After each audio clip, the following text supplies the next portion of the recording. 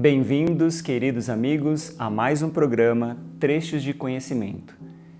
Estamos no nosso terceiro programa com o estudo do segundo raio cósmico, o amor-sabedoria.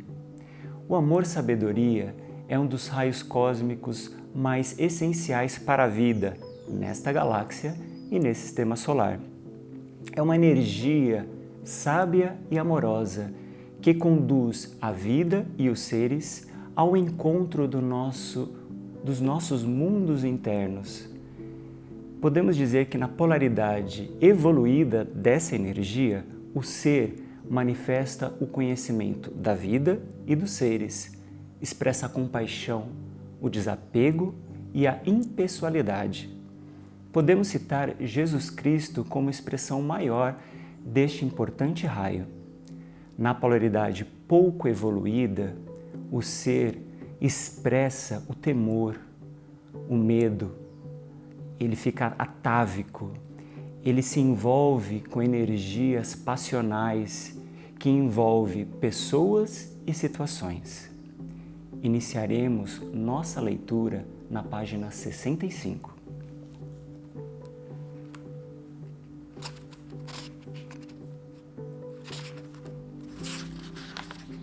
Histórias de amor-sabedoria. Quando alguém tem como temperamento o segundo raio e expressa a energia do amor-sabedoria, aceita tranquilamente que pessoas de outros temperamentos e tendências tenham maneiras diferentes de realizar a mesma ação.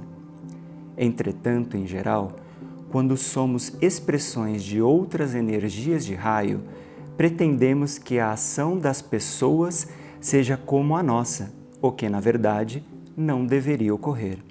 Como ilustração disso, narro aqui 3 experiências diferentes vividas por pessoas de temperamentos diversos, cujo comportamento em determinada situação foi-me bastante elucidativo. Na primeira delas, da qual também participei, fui a uma reunião com um indivíduo já bastante evoluído e que normalmente não comia carne. Logo que chegamos, foram-nos oferecidas bebidas, sucos de frutas, canapés e outros alimentos servidos nessas ocasiões, todos, porém, feitos de carne. Assim que surgiu a primeira bandeja de salgados, o meu acompanhante, sintonizado internamente com todos ali, de imediato pegou um croquete de carne e o comeu. Perguntei-lhe por que havia agido assim, já que havia muitos anos não comia carne, e ele então me respondeu que era de seu temperamento procurar não deixar que os demais se sentissem separados, vendo-o como um ser diferente. Perguntei-lhe se sua alma era de segundo raio, e ele me respondeu que sim. Indaguei então, na oportunidade, como se resolve o problema de se ingerir carne sem que isso provoque o efeito esperado. Ao que ele me explicou que uma química oculta dentro dele transformava a toxina da carne, tendo em vista essa sua intenção concentrada, em que não havia o menor desejo ou atração pela carne. Sua intenção amorosa era de trabalhar com todos ali, naquela reunião, e de poder estar junto de quem se aproximasse dele por atração magnética. Comer o croquete naquele momento de exceção fazia parte do trabalho. Foi depois desse fato que comecei a estudar a questão e vi pessoas de outros temperamentos agirem diferentemente umas das outras, em situações semelhantes. Um indivíduo do temperamento de vontade e poder também comeu carne diante de mim, sendo vegetariano. Porém, não me deu explicação alguma, enquanto a pessoa de temperamento de segundo raio sente necessidade de esclarecer os que têm dúvidas sobre o seu comportamento. O indivíduo de temperamento de amor-sabedoria manifesta uma percepção intuitiva da necessidade do outro, a qual pode facilmente se amoldar. Em graus evolutivos mais elevados, já começa a ampliar essa percepção para a necessidade planetária em geral. Então, com essa consciência mais vasta, adapta sua própria forma de vida, modo de pensamento, sentimento e ação às carências grupais e coletivas, sem sentir-se com isso violentado em seu modo de ser individual. Vamos agora à página 70. A compaixão transcende as aparências e as circunstâncias, sejam elas quais forem. Ela surge a partir do completo esquecimento de nós mesmos, na medida em que penetramos na necessidade do outro e vivemos o que tem de ser vivido, em comunhão com ele. Ilustração disso é uma clássica história a respeito de uma pessoa de temperamento puro de segundo raio, já em um estágio avançado de evolução. Tratava-se de um rabino de vida solitária, conhecido na aldeia onde morava como extremamente santo e puro. Um dia, uma jovem que vivia na mesma comunidade ficou grávida e seus parentes perguntaram quem era o pai da criança. Ela disse que era o rabino. A família decidiu então que, quando a criança nascesse, iria entregá-la ao rabino, e assim foi feito.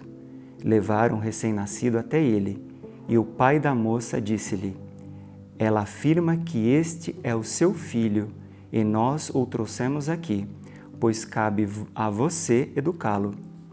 Sem nada dizer, o rabino ficou com o menino por muitos anos. Um dia, a jovem, que já havia passado por uma profunda transformação, confessou aos pais que mentira, há anos, quando dissera ser o rabino o pai de seu filho. Ela realmente não tinha certeza de quem era o pai, mas, segundo o que dizia agora, o rabino decididamente não o era, porque nunca tivera relações com ele. Voltaram todos, então, à casa do rabino e disseram-lhe que a moça estava confessando não ser ele o pai da criança. Diante disso, estavam eles ali para levar o menino de volta.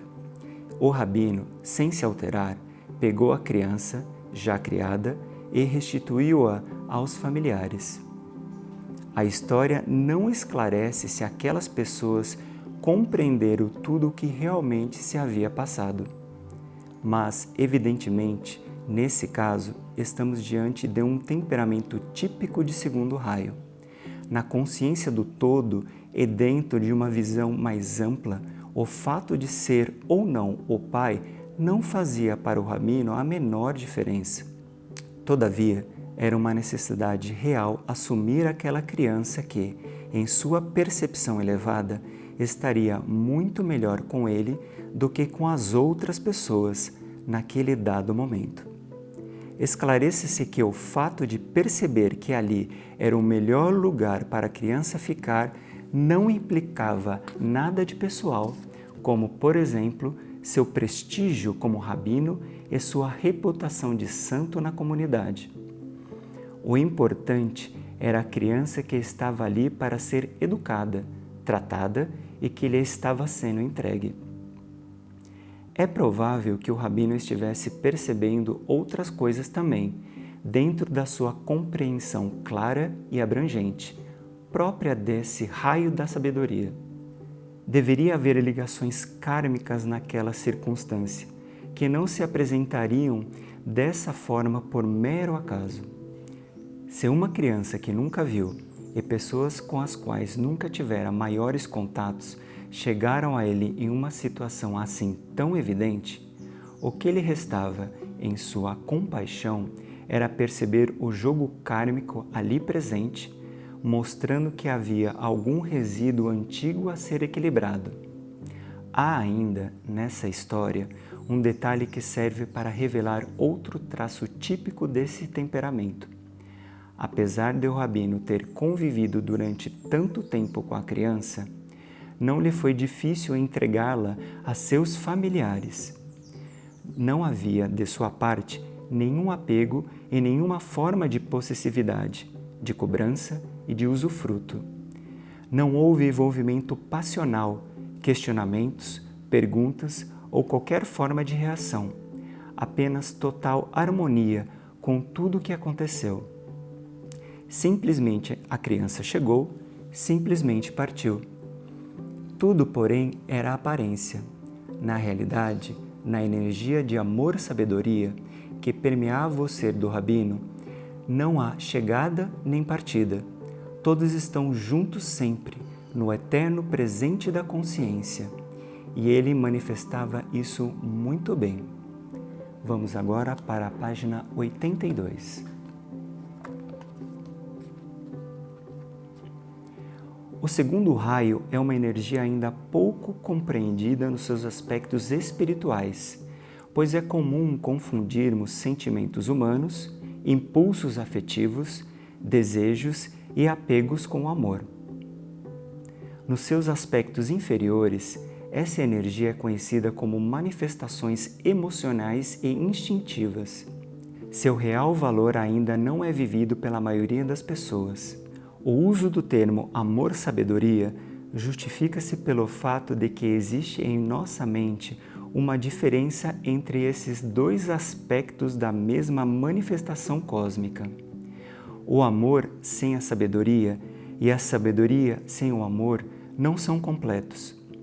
Do ponto de vista do espírito, essa energia não é sentimento, nem impulso, nem apego, mas uma tendência profunda que todos os seres têm de união e de complementação, seja com outro ser, seja com algo ou com uma ideia. Essa necessidade de se integrar, que caracteriza indivíduos que têm predominantemente a energia do amor, é uma manifestação daquilo a que chamamos de lei de atração. Sabemos que há uma força de coesão que mantém os átomos unidos e integrados no todo. Isso ocorre devido à lei de atração. O amor está aí, em uma expressão pura. Vamos agora à página 88. Como vimos, um indivíduo de segundo raio que esteja evoluindo rapidamente tem uma necessidade fundamental de ser útil e isso deve ser estimulado e não reprimido. As características desse ser são evidentes. Sob outros raios, a pessoa que se coloca a serviço de causas evolutivas, a princípio, usa uma série de meios para convencer e lutar pelos outros, ao passo que, neste temperamento, o trabalho de menor resistência é a oferta total de si mesmo, incondicional, feita no mais profundo da consciência. Dessa maneira, ao tomar conhecimento desse indivíduo completamente pronto para doar-se, qualquer que seja a circunstância, as demais pessoas se abrem, compreendendo e sentindo-se atraídas para um plano mais elevado. Chamo a atenção aqui para algo que pode ocorrer durante um serviço altruísta dessa natureza. Diversamente dos outros raios, em que, ao servir, o indivíduo destrói e constrói ao seu redor, no amor-sabedoria, a pessoa percebe o que está limitando e impedindo a evolução, assumindo aquilo para si. Esse é um aspecto oculto, invisível, em que a dificuldade e a impureza que estão desequilibrando o outrem são assumidas e transformadas.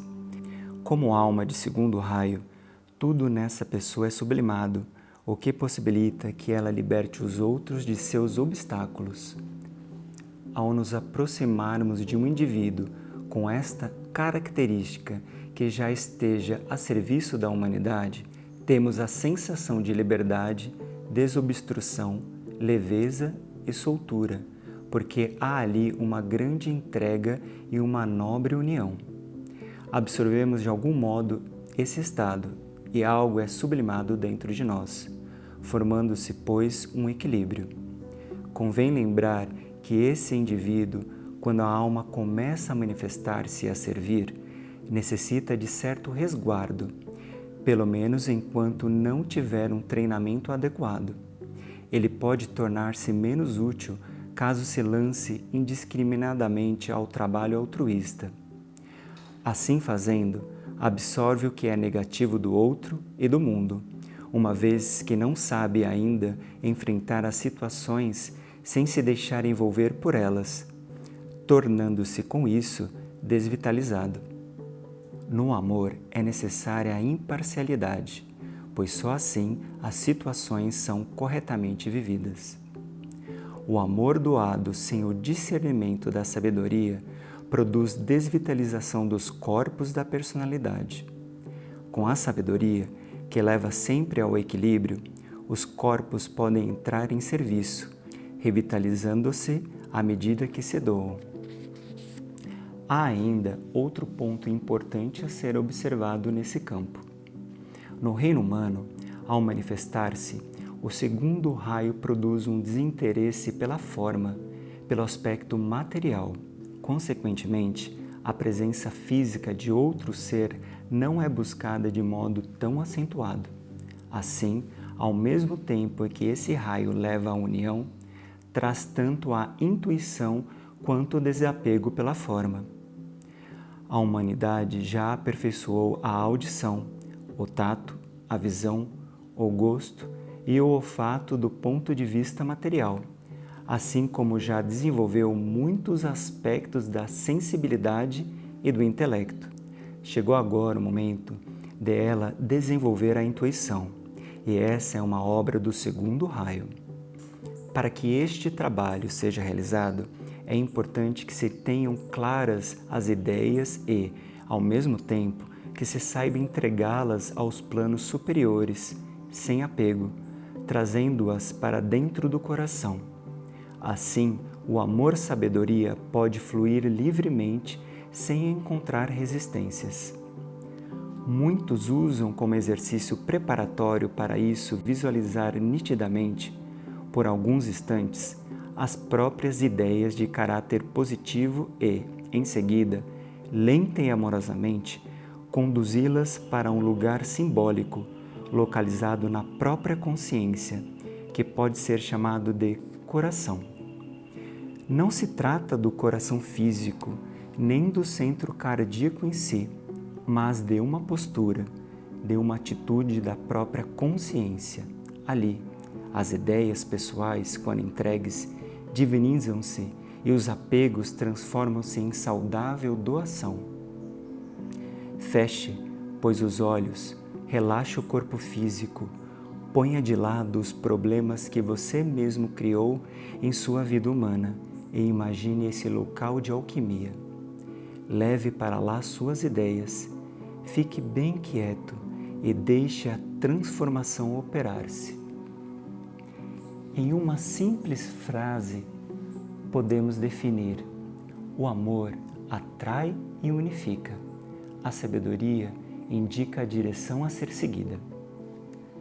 Hoje ficamos por aqui. Não esqueça de compartilhar esse vídeo e fazer a leitura desse importante capítulo até o final. No próximo programa, estudaremos o terceiro raio cósmico, a inteligência ativa. Até lá!